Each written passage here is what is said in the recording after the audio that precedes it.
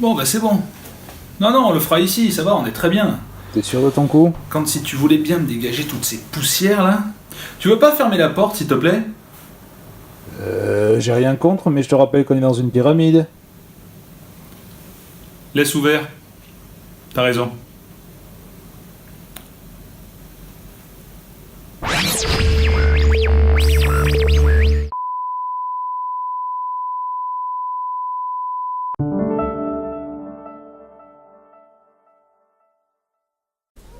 Quand on pense à l'Égypte antique, il y a directement plusieurs images qui viennent nous fouetter la gueule.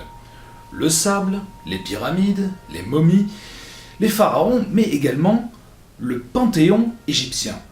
Les divinités égyptiennes ne se comptent pas sur les doigts d'une seule main, on en dénombrerait environ 1 millier. Entre les divinités primordiales, les divinités secondaires et tertiaires, il y a littéralement à boire et à manger pour tout le monde. Il faut s'imaginer que certains dieux du culte égyptien datent du prédynastique ancien, une période de l'histoire qui fait la jointure entre le néolithique et la formation d'un État égyptien. Parmi ces dieux, on compte par exemple Ra, Apophis, Horus, Isis et Osiris. Sauf que, plusieurs milliers d'années plus tard, un jeune pharaon va décider de réformer ce système clérical qu'il estime un peu trop compliqué. Ce jeune pharaon est le fils d'Amenhotep III. Il s'appelle Amenhotep IV, et si je vous donne simplement ce nom-là, rien ne fera tilt. Quand son règne commencera, Amenhotep IV changera de nom pour devenir Akhenaton, un nom qui doit sans doute vous parler un peu plus. Nous voilà donc au XIVe siècle avant notre ère, au courant de la XVIIIe dynastie, et Akhenaton prendra le siège du 10e pharaon de cette dynastie. Ce que va faire Akhenaton, c'est dégager tous les anciens dieux pour n'en laisser qu'un seul, à la Highlander. Ce seul dieu, ce sera Aton, le disque solaire. Il ne faut toutefois pas croire que Aton ait été créé par Akhenaton dans le but d'installer un culte personnel. La figure divine d'Aton existait déjà, puisque son propre père, Amenhotep III, s'était placé sous la protection de ce dieu, mais il ne s'agissait que d'un dieu tertiaire, un dieu très très éloigné par rapport aux Horus, Isis, Osiris, Anubis, Bastet, j'en passe et des meilleurs. Et tout cela va arriver très vite dans le règne de ce pharaon. Dans la 4e année de son règne, il va mettre en place les bases d'une toute nouvelle capitale, sa propre capitale, Tel El Amarna, qu'il voudra appeler Akhetaton. Et c'est en l'an 6 qu'il changera son patronyme d'Amenhotep IV à Akhenaton. Les raisons véritables de ce changement de culte sont mal connues. Certains pensent qu'il s'agit en fait d'une réaction du jeune pharaon au conservatisme du clergé de Thèbes.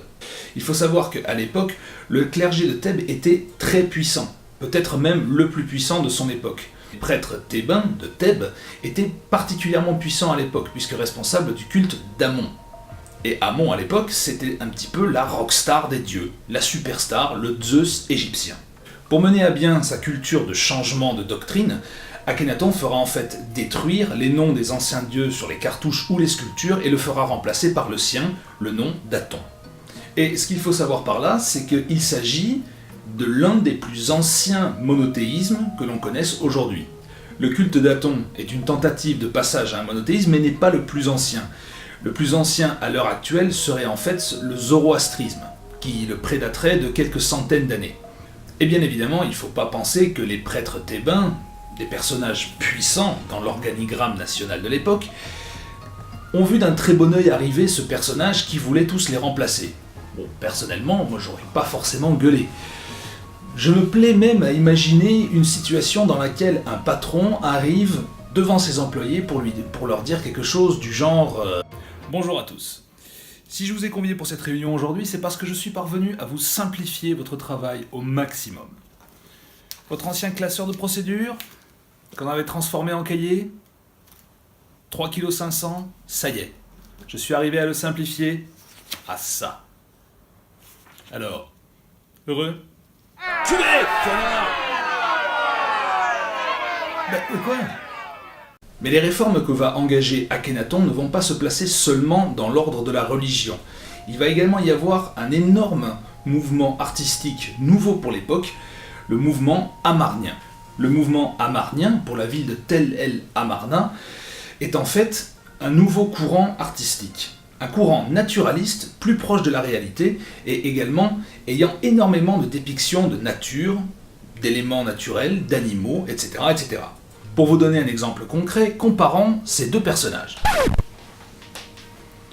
Vous avez ici Amenhotep III. Amenhotep III est le père d'Akhénaton, et voici une représentation de lui selon l'art classique. On le voit, puissant, viril, les épaules larges, parce que les artistes de l'époque faisaient appel à ce qu'on appelle l'allégorie. On représentait le pharaon pour ce qu'il était, un personnage puissant, viril, capable de mettre à terre des armées entières d'un seul coup de lance. Ici, nous voyons Akhénaton, selon les principes de l'art amarnien. Et la différence est frappante. Akhénaton fait véritablement malingre, fragile, avec des traits androgynes.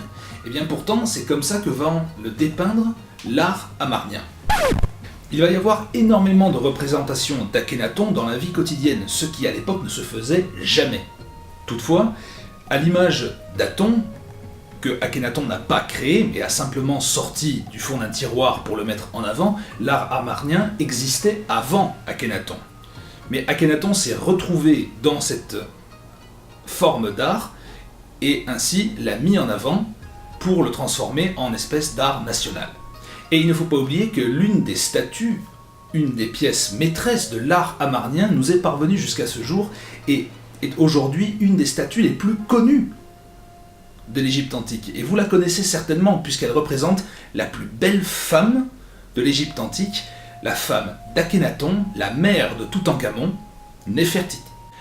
Car oui, Akhénaton est le mari de Néfertiti, mais il est le père de Toutankhamon, qui à sa naissance ne s'appelait pas comme ça, mais Toutankhaton. Il était placé sous la protection du disque solaire Aton et a dû changer son patronyme en se plaçant sous la protection d'Amon, alors que le culte d'Aton va tomber dans l'oubli après la mort d'Akhénaton lui-même. À l'année 1337 environ, Akhénaton va mourir dans des circonstances un peu mystérieuses, même si beaucoup d'égyptologues et d'historiens penchent du côté de la maladie. Mais sa volonté de mettre en place un culte à Dieu unique va tomber dans l'oubli directement après son propre décès. La famille royale va quitter Tel el Amarna pour revenir à la capitale de l'époque, Thèbes. Et il faut noter que ce sera le début de la fin pour la 18e dynastie. Directement après sa mort, ce sera Smenkhkaré, le gendre de Akhénaton, qui prendra les rênes de l'Égypte pour quelques années. Viendra ensuite le règne de Toutankhamon, qui durera environ 7 ans, et qui finira par l'assassinat de Toutankhamon. Viendra après le personnage nommé Haï, qui lui ne régnera que 4 ans, et c'est là qu'arrivera le dernier représentant de la 18e dynastie, mais qui n'est plus relié par le sang à la famille d'Akhénaton. Il s'agira d'Horem-Eb, le tout dernier pharaon de la 18e dynastie, et qui donnera naissance à la 19e dynastie, la dynastie des Ramessides, la dynastie des Ramsès. Et là, vous vous dites, bon, on a eu droit à un pharaon un petit peu secoué du bocal, pourquoi en faire toute une histoire ?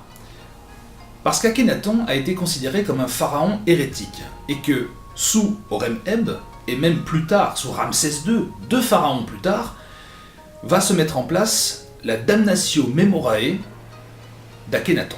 Les pharaons vont vouloir en fait effacer Akhénaton de l'histoire, en détruisant son nom, notamment sur les cartouches officielles, mais également sur sa dépouille. Et comme vous le voyez sur cette photo, le sarcophage d'Akhénaton a été absolument mutilé, et son nom a été martelé du sarcophage, pour qu'on ne sache pas qui était enterré à cet endroit-là.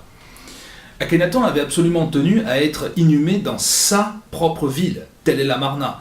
Sa dépouille aurait pu être détruite si elle n'avait pas été changée de place. Selon toute vraisemblance, ce changement de place aurait eu lieu pendant le règne de Toutankhamon, le fils d'Akhénaton. C'est lui qui aurait bougé la tombe de son père de place pour que sa dépouille ne soit pas détruite. Et elle a été placée dans la tombe de la mère d'Akhénaton dans la vallée des rois. Pour finir, une petite anecdote. L'archéologue et égyptologue qui a découvert la tombe d'Akhénaton, sans même le savoir à l'époque, puisqu'il a fallu attendre l'ADN pour déterminer qui était la momie, a aussi découvert le tombeau de Toutankhamon, le fils du premier.